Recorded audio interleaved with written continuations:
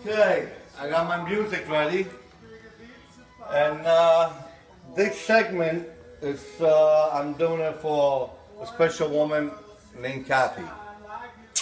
Ciao, Cara. And I would like to dedicate it to a great man named Jim and a beautiful son, Phil, who was taken away from us way too early. So, having said that, let's move on. What we're going to do now is I'm going to show you, Kathy, the basics on getting the tripe done. Okay, we're going to do two shows on this one. One is going to be the preparation, and one's going to be the actual putting together. As you can see here, we got some, I like to get fancy sometimes. And we put a little bit different color potatoes. We got some onions. We have white onion, we have red onion. Little lesson, white onion for cooking, red onion for salads. Okay? We have fresh frozen peas. And one thing I noticed today when I went to the store was that it seems like the cheaper quality peas are better than the better quality peas, meaning these only have 0 sodium. The Green Giant has 6% sodium. One of the things that kills you the most is the sodium. So always look and stay away from the sodium. Then lesson number 2.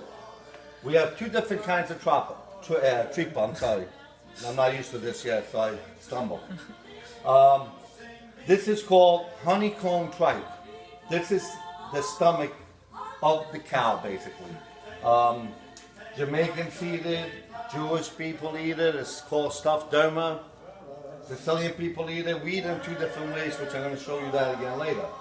And then we also have the belly tripe. Now belly tripe is a lot fattier and chewer. So I would suggest if you're going to buy anything, buy this. Then what we do is we get the water ready, and my wife hates this part because it stinks up the whole house.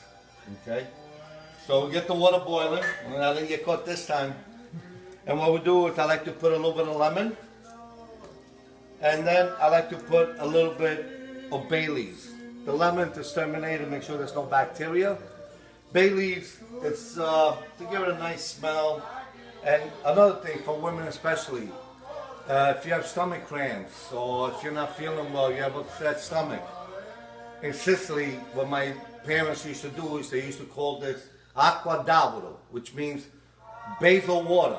They used to, not basil, I'm sorry, bay leaves. You put a couple of bay leaves, you boil it. When the water turns a little bit yellowish, you turn it off, cool it off, put some a little bit of sugar if you like, and you drink it, and it soothes your stomach. I did it. I used to use it for my kids when they were little, and they were crying, they were colicky or whatever crapola. You don't need medicines for everything, okay? So you got your water, you got your lemon. Now what we're gonna do is, I'm gonna drop this because we're gonna need to boil it. I'm gonna cook both. And then we're just gonna have to set and leave it there for about, I would say a good 15-20 minutes. Then I'll take it out and I'll put all this together. And this is why I said you gotta make the marinara, you gotta store it. It saves a lot of work. To make tripe will be a long time because you have to make it. Once you have it already made, this is what saves lives. And what else we're gonna talk about? No, okay, so I'll be back and I'm gonna show you how to put all this together once the tripe cooks. Ciao. Alright, so we're back. Number 1, how you like my fashion? Sexy. Hey, I'm home. What do you want? And it's free. Okay, Kathy, I just figured something out which I never knew. I think I might have told you that the honeycomb tripe is the best one. I lied. And I think I've been lied to my whole life. Because your honeycomb tripe is still in here cooking, and it's been about 15 minutes. The belly tripe cooked within 15 minutes, 20 minutes. And so we're going to go on with the show because, we got to get this over with. There's 2 ways to eating tripe. One way is called scigasale. Scigasale is, you get the tripe, put a little bit of lemon on top, you take it, you rub it in the salt, and you eat it. And I gotta tell you, I have never had tripe as good as this. I guess this must have been for the rich people. And I always ate the other one because it was for the poor people. But thank God I found out the truth. So now I'm going to tell you, if you're going to buy any tripe, if your father did use the other one, it's okay, we all fall for it. But buy this one now. The beef belly tripe. It is delicious. You can have it raw like that, the way we have it, but that's for the hardcore Sicilians. Now, I got this ready because before, my friend made a joke about me about gas stoves, but most people have electric stoves. So let's put the ingredients in. You get, what I like to do is I like to put a little bit of onion, just, for a little bit extra flavor. So what we do is, we get the onion. Okay, I gotta figure out a better way than that. That's for sure. There we go. My pizza utensil. So we put the onion in there. We get the fancy potatoes. We cut them in half. And these little ones are great because they cook right away. They don't take a long time to cook. Okay, we put the potatoes in there. And we put some peas in there.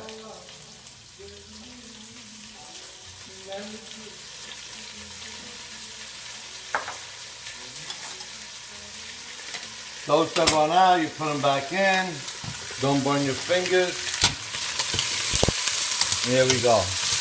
We have our onions, our potato. Get a little bit of salt and pepper. Throw it in there. Obviously, you started with olive oil when you start putting all this together.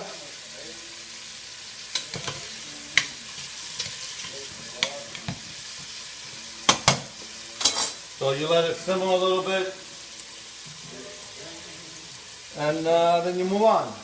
And making tripe reminds me of an old joke my dad once told me. In Italy, the priest are held at high esteem. So there was this poor man, and he was going to have the priest come to his house to bless his house. So since he had no money, he cooked some meat with bones, and he told his son, when the priest gets here, let him eat the meat, you eat the bones. So even though the kid was starving, he goes, okay. So finally the priest gets there, they sit down to have dinner, and the kid goes to reach for a piece of bone. And the priest says, oh no, my son. That's the best part of this meal is the bones.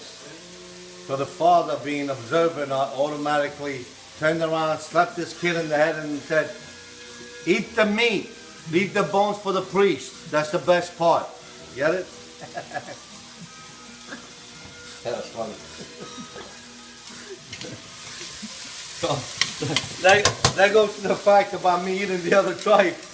And now I just looked in the package. This costs twice as much as the other tripe. So if you like the other tripe, you like that. I still like the other tripe also. But I got to tell you, if you have never had tripe before, this is the one you really, really want to have. Okay? It is totally out of this world. Now, once you get that ready,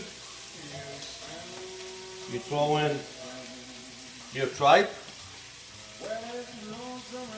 This old town. Matter of fact, I had to cut it up to make it a little bit softer.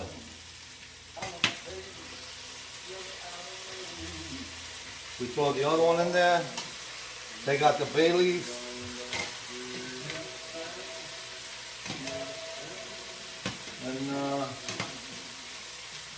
And by the way, whether you eat this tripe or you eat the other tripe, it does not matter because they're really, neither one are good for you. But, neither is the stuff that the government gives us today to eat. For example, I went to the store today and I saw purple, what was it? Cauliflower. I saw purple cauliflower and orange cauliflower. Purple cauliflower and orange cauliflower, $3.99 each. White cauliflower, 2 for $4. it seems like I'm realizing that the more expensive something is, it's not because it's better for you. It's because they spend money to put chemicals into them. They spend money for scientists. So you know what? Stick with the low life stuff. Don't worry about it. Low life, after all, is becoming to be the best life. Okay? And I don't mean that in any offense in any way to any people. I'm just saying, you know, it used to be that things were good if the price was a lot more. And I always believed in that. Marinara. But it doesn't seem to be that way these days. And I'm afraid I'm going to have to need my wife to open up this shop. Okay. Let's try this again. There we go. Now after you put everything together, come closer for a second. And you have everything inside. Okay? You put in your tomato.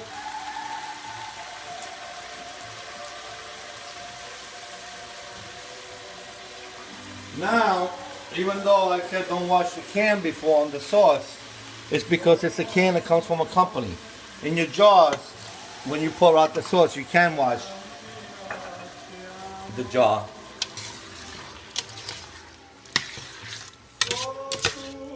There you go.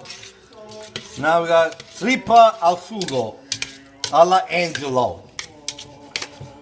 So what you do is you let this cook for a little bit, and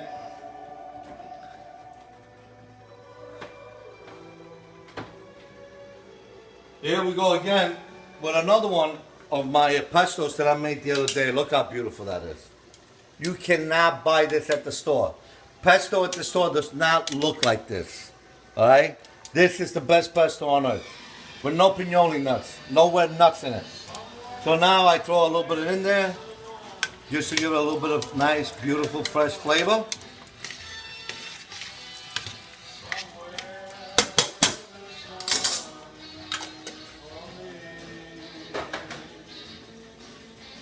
Oops. And basically, Kathy, this is it. You put it in a pot and you eat it. I hope that's the way your dad made it. And I would like to meet you one day if you ever come down here, or if you live down here. Okay, you kind of touched my heart last night. And I know my daughter thought a lot of your son. He was a great person and a great human being from what I understand. So I hope this brings a little bit of comfort to you. And if you ever come down here, let me know, let my daughter know, and you can come over to my house and be my guest. And I'll cook for you personally. And to everybody else, I say I hope you enjoy Angelo's Trippa.